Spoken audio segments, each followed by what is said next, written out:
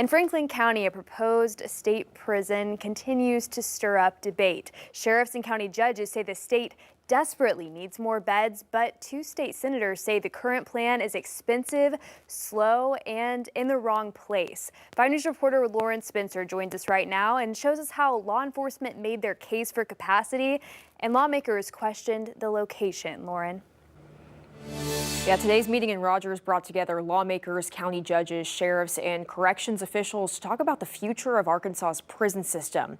The proposed Franklin County site was front and center, with sheriffs pushing for more prison beds statewide, and two state senators warning that specific location could be a costly mistake.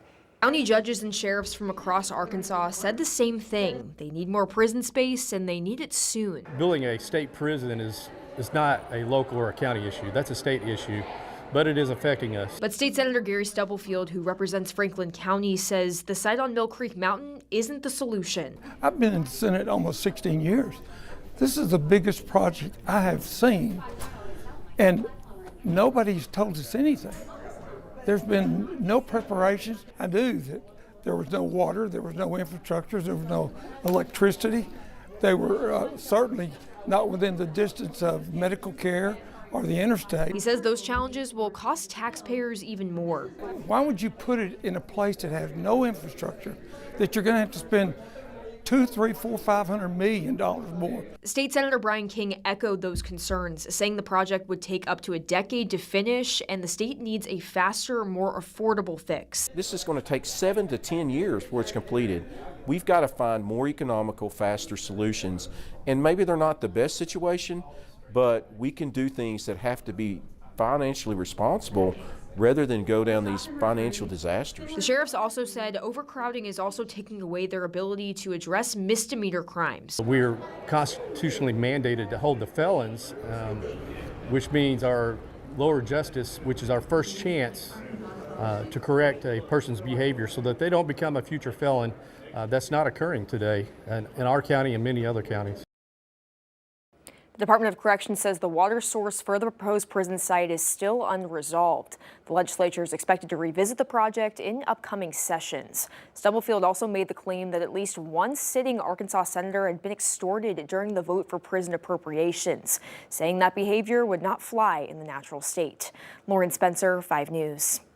Thanks, Lauren. And turning now to a first look at the forecast. Scott is in the Weather Center checking out some rising temperatures over the next few days. Scott? That's exactly right. The last couple of days, yeah, they've been warm, but a little bit below average. That's not going to be able to be the case going forward. Out there, we have a clear radar. Those pop-up showers have fizzled out once the sun set overnight. Tonight, we're going to see those temperatures falling into the upper 60s, low 70s. So a mild but muggy start to your day out there. We'll have mostly clear skies going into the afternoon hours. We'll have a couple more of those clouds bubble up. About a 10% chance of a couple of spotty showers out there tomorrow in northwest Arkansas.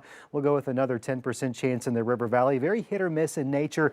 We'll continue to see some of these pop-ups between now and going into the weekend. The big story, though, is the temperatures. We're talking about a really steamy weekend. Heat index temperatures 105 to as high as 110. Heat alerts likely on the way, but it's not all bad news in the extended forecast. Coming up, we'll take a look at the 10-day forecast, which does show some signs of another cold fronts tracking our direction. How cool it could potentially get. If any relief is in sight, we'll track it together. Coming up here in just minutes. Thanks, Scott.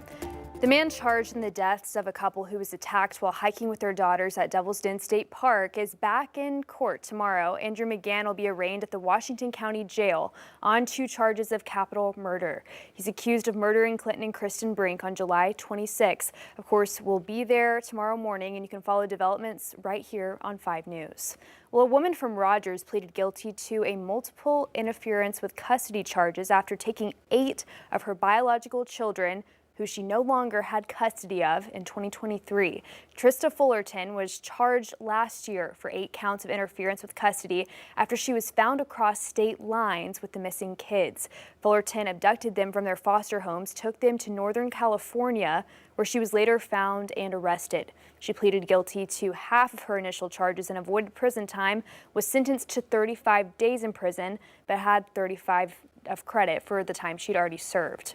A high school football coach in Clarendon is behind bars tonight, accused of sexually assaulting a minor. On July 30th, the Monroe County Sheriff's Office asked Arkansas State Police to assist in an investigation involving high school football coach Caleb Gannon. ASP says Gannon was charged with felony rape and engaging a child in sexually explicit conduct for use in a visual or print medium. He was arrested in West Memphis during a traffic stop on Sunday. The Clarendon superintendent says Gannon has been a part of this community for years, so this has left many in that community shocked.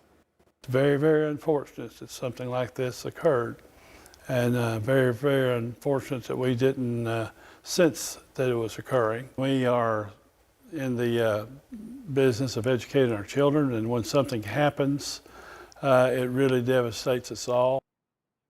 The superintendent says the incident did not happen on campus, and he's working with his staff to support students and their families. Gannon is now being held at the Prairie County Detention Center.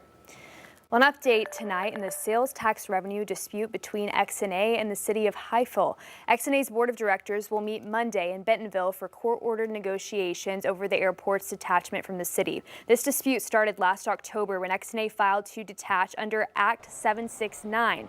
That's a law that exempts all transactions at the airport from city sales tax. Highville relies on that revenue to pay off a bond for water and sewer infrastructure. In June, both sides disagreed on two proposals on how to handle the taxes and withdrew them. The Rogers City Council has approved a new emergency fund to help the city respond during disasters. Millions of dollars will now be set aside in a restricted reserves fund, money that can only be used if the council declares a disaster or emergency. A city spokesperson says the fund will start with $28 million and it will be reviewed and adjusted each budget cycle. Well, a new report commissioned by the Walton Family Foundation is shedding light on the current state of entrepreneurial activity in Northwest Arkansas. The study looks into how Northwest Arkansas is fostering new businesses and creating jobs. And it shows strong growth in the total number of businesses, up 4.2% in 2023, and a remarkable 6.7% growth in young firms since 2021. Phil Shellhammer, the executive director of the Office of Entrepreneurship and Innovation, says the growth in the area is strongly supported by its nurturing community. About Northwest Arkansas is that we're in Arkansas, and the people that are here, even the fact that Walmart brings so many different people from all around the globe into here, this town is just friendly. And so if anybody's out there right now thinking to start a business, there probably isn't a better community to get involved in. Well, there are areas where it looks like Northwest Arkansas can improve overall. The report shows a positive trajectory for entrepreneurial growth. Well, with just 2 days to go before President Trump flies to Alaska to meet with Russian President Vladimir Putin, more details are emerging about the meeting's location. This comes as the president announces this year's Kennedy Center honors and plans to beautify Washington, D.C. More details are emerging about President Trump's meeting on Friday with Russian President Vladimir Putin in Alaska. The talks are expected to take place at Joint Base Elmendorf-Richardson, a military airfield in Anchorage. The president says he is hopeful Friday's discussion will set the stage for a second meeting that will include Ukrainian President Volodymyr Zelensky. If the first one goes okay, we'll have a quick second one. I would like to do it almost immediately. And we'll have a quick second meeting between President Putin and President Zelensky and myself if they'd like to have me there. Zelensky has not been invited to take part in Friday's talks, but joined President Trump and European leaders on a call Wednesday that the leader of Germany called constructive. Zelensky has said he believes Putin is bluffing and has no intention of stopping the war. President Trump warned Wednesday that there will be severe consequences if Russia doesn't agree to end the war after Friday's meeting, but he did not elaborate. Also Wednesday, President Trump announced this year's Kennedy Center honorees. The president named country music star George Strait, Rocky actor Sylvester Stallone, singer Gloria Gaynor, the rock band Kiss, and actor-singer Michael Crawford. The president will host the awards show that airs on CBS in December. And 2 days after deploying National Guard troops to the nation's capital, the president said he wants to make Washington not only safer, but more beautiful. When you look at some of the buildings here, it's so magnificent and everything's good, but it's just dirty.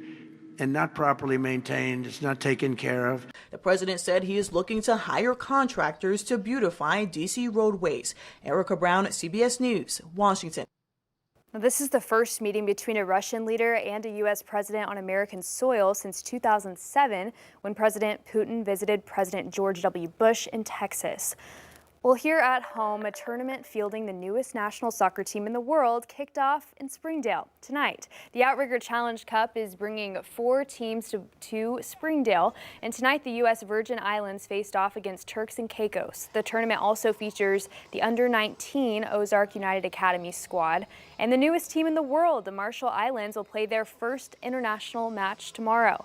Vice President of Operations Woody Watson says Springdale is the perfect place for that historic game.